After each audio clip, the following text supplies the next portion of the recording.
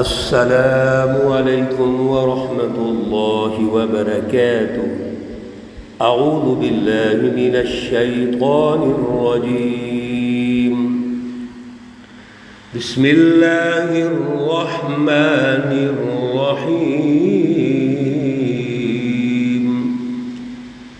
واتل علیہم نبأ ابراہیم اذ قال لأبيه وقومه ما تعبدون۔ صدق اللہ العلی العظیم۔ اللہم صل علی سیدنا ومولانا محمد النبی الأمی وعلى آلہ واصحابہ وبارک وسلم وصل علیہ۔ معزز سامعین و سامعات، سورۃ الشعراء پارہ نمبر 19 آیات مقدسہ نمبر 69 تا 77 ہیں۔ اللہ رب العزت ان آیات کا فہم اور شعور عطا فرمائے اور عمل کی توفیق اور صلاحیت عطا فرمائے۔ گزشتہ 2 رکوع سے حضرت موسیٰ علیہ السلام اور فرعون کا مکالمہ، ان کا مقابلہ اور مقابلے کی مختلف صورتیں، اور پھر عنوان آزادی۔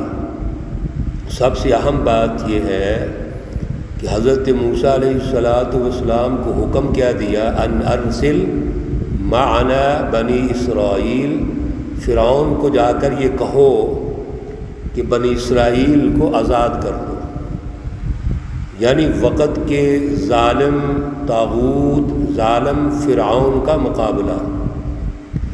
اور اہم ترین بات حضور نبی اکرم صلی اللہ علیہ وسلم کو رہنمائی ہے کہ ظالم طاغوت سے کمپرومائز نہیں ہے، ظلم سے کوئی کمپرومائز نہیں ہوتا،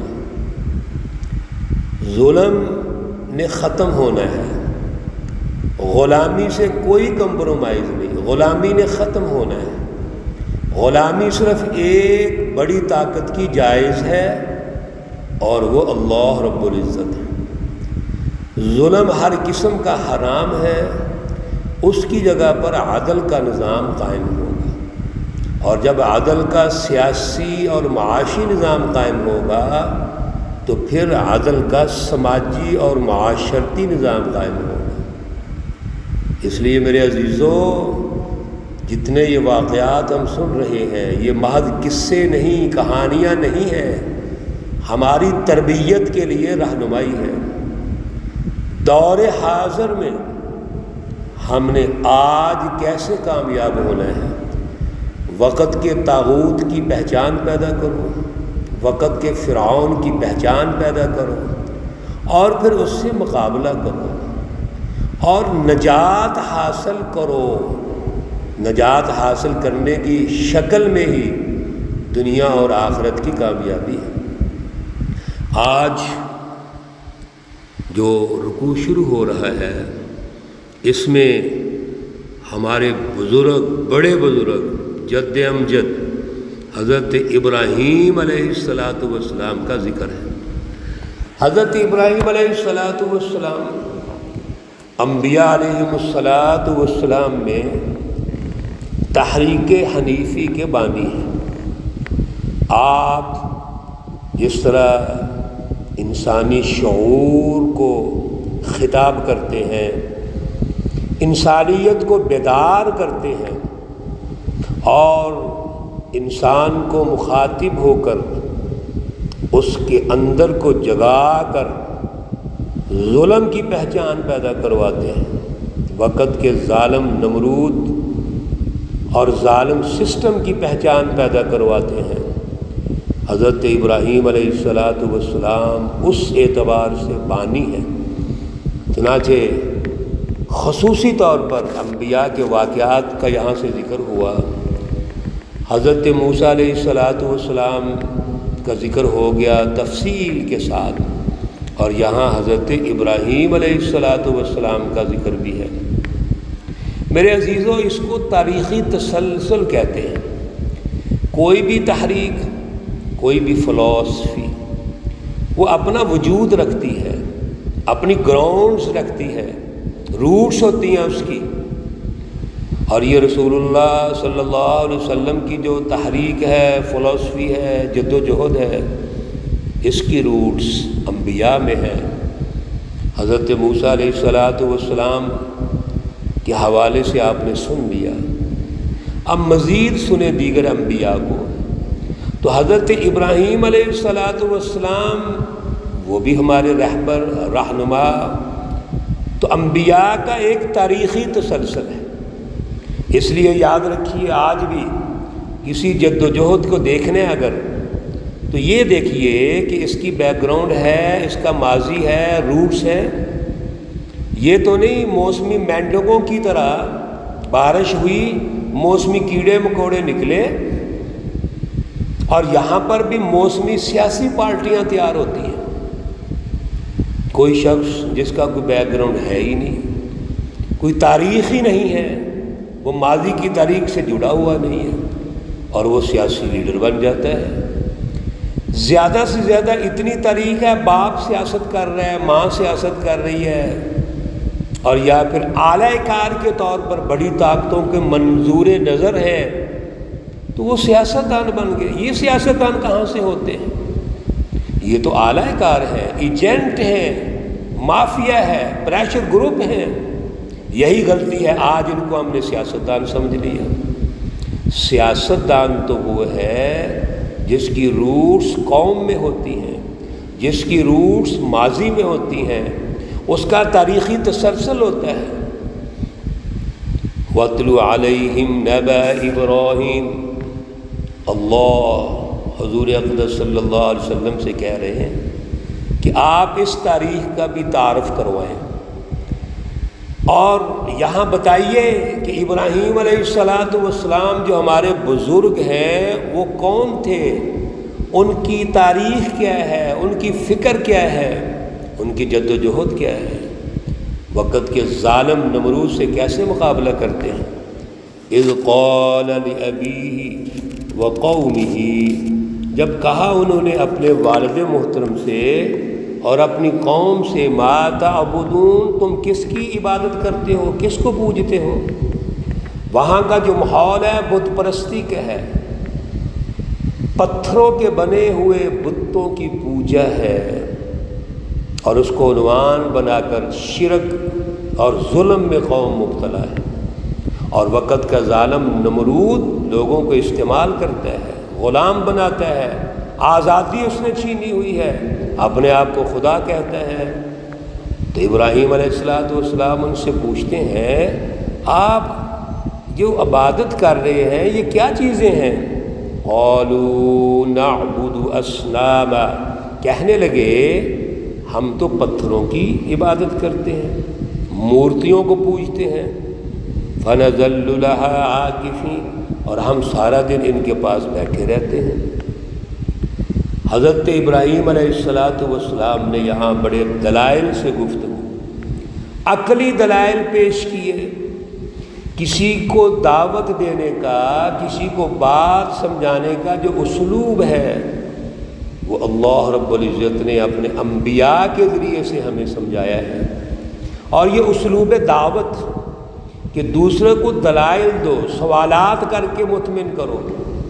اگر وہ بڑا اسکالر سمجھتا ہے اپنے آپ کو بڑا اونچے درجے کا، وہ عقل مند سمجھتا ہے، تو آپ اس کو سوال کے ذریعے سے اس سے پوچھئے، اور اس سوال کر کے اس کے اندر کو آپ دیکھیے، باہر نکالیے، اس کے دلائل کو سنیے، پھر سوال کیجیے، پھر پتہ چلے گا وہ کتنا سمجھدار ہے، عقل مند ہے۔ چنانچہ حضرت ابراہیم علیہ السلام کہتے ہیں، قال هل يسمعونكم اذ تدعون، مجھے یہ بتاؤ کہ کیا یہ سنتے ہیں جب تم پکارتے ہو، جب تم اپنی حاجتیں پیش کرتے ہو تو یہ سنتے ہیں؟ او ينفعونكم او يضرون، یا تمہیں کوئی فائدہ پہنچاتے ہیں، کوئی نقصان پہنچا سکتے ہیں؟ کتنا خوبصورت عقلی سوال ہے کہ بھائی جس کی عبادت کر رہے ہو، کیا یہ سنتے ہیں کوئی فائدہ نقصان پہنچا سکتے ہیں؟ یہ تو اپنے اوپر بیٹھی ہوئی مکھی نہیں اڑا سکتے۔ آگے جواب بڑا جاہلانہ انداز، قالوا بل وجدنا آباءنا كذلك يفعلون، جواب تو تھا ہی نہیں، تو کہنے لگے ہم تو اپنے بزرگوں کو، آباء و اجداد کو دیکھتے ہیں، باپ دادوں کو، وہ اسی طرح کرتے رہے، ہم بھی کر رہے ہیں۔ یہ کوئی دلیل ہے؟ آج کے دور میں جب ظلم کا تعارف کرواتے ہیں، ملک میں جو ظالمانہ سیاسی نظام موجود ہے، ٹیکسز کی بھرمار ہے، مہنگائی کی بھرمار ہے، عوام سے بات کریں تو کہیں گے یہ تو جی سب جتنے لوگ آ رہے ہیں مہنگائی کرتے ہیں جی، کیا کریں ہماری مجبوری ہے۔ یعنی شعور سلب ہو گیا۔ اور بھائی غور و فکر کرو کہ یہ مہنگائی کیوں ہے، یہ ٹیکسز کی بھرمار کیوں ہے، اس کے اوپر سسٹم کس کا ہے؟ سسٹم تو ان اعلی کار ایجنٹوں کا ہے ہی نہیں جن کو آپ نے سیاستدان بنایا ہوا ہے۔ سسٹم تو IMF، ورلڈ بینک، بڑی طاقتوں کا ہے، ان کے ساتھ معاہدے ہیں۔ اور یہ ہمارے وزرائے اعظم، آج کا وزیر اعظم بھی کہتا ہماری مجبوری ہے کہ ہمیں IMF کی ماننی پڑے گی۔ تو ہمیں کیوں نہیں شعور آتا؟ عوام کیوں نہیں شعور حاصل کرتی کہ جس IMF کو نام لے کے تم ڈرا رہے ہو ہمیں، اسی کا نظام قائم کر رہے ہو؟ یہ تو اعلی کار ایجنٹ ہیں یہ۔ اس لیے شعور حاصل کریں۔ یہ شعور جب سلب ہوتا ہے قومیں تباہ ہو جاتی ہیں، غلامی کی شکل اختیار کر لیتی ہیں۔ تو کہنے لگے کہ ہمارے آباء و اجداد ایسے کرتے تھے، ہم بھی ایسے کرتے ہیں۔ قال افرأیتم ما کنتم تعبدون،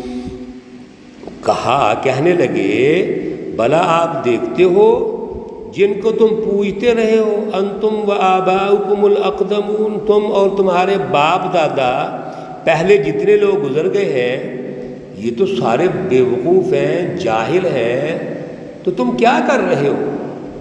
یعنی اپنے آباء و اجداد کی ان چیزوں کو مان رہے ہو یا ان کا ریفرنس دے رہے ہو جو خود باطل ہیں، وہ غلط ہے۔ تو آپ غور تو کرو نا کہ اگر یہ بول نہیں سکتے، سن نہیں سکتے، فائدہ اور نقصان نہیں پہنچا سکتے، تو تمہارے آباء و اجداد کر رہے ہیں، جس کا مطلب آپ بھی کرتے رہو گے۔ ہاں اگر تم باز نہیں آتے تو سنو، فَإِنَّهُمْ عَدُوٌّ لِّي إِلَّا رَبَّ الْعَالَمِينَ، تو پھر میرے یہ دشمن ہیں، میں ان کا دشمن، یہ میرے دشمن، الا رب العالمین، مگر رب العالمین سب کچھ ہے۔ حضرت ابراہیم علیہ السلام نے یہاں دو باتیں ارشاد فرما دی۔ ایک تو یہ ارشاد فرما دیا کہ یہ جو تمہارا بنایا ہوا خود ساختہ فلسفہ ہے کہ ہم نے ان کی پوجا کرنی ہے، آباء و اجداد بھی کرتے ہیں، یہ غلط ہے، یہ ظلم ہے، اور نظام ظلم، نظام شرک سے ہمارا کوئی کمپرومائز نہیں ہے۔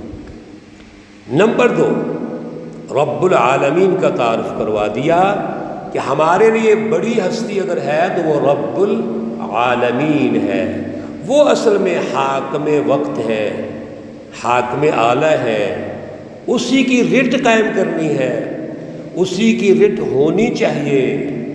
لہذا اب ہمارا مقابلہ ہے، انشاءاللہ العزیز بات ہی جاری ہے، آگے اس کو مکمل کریں گے۔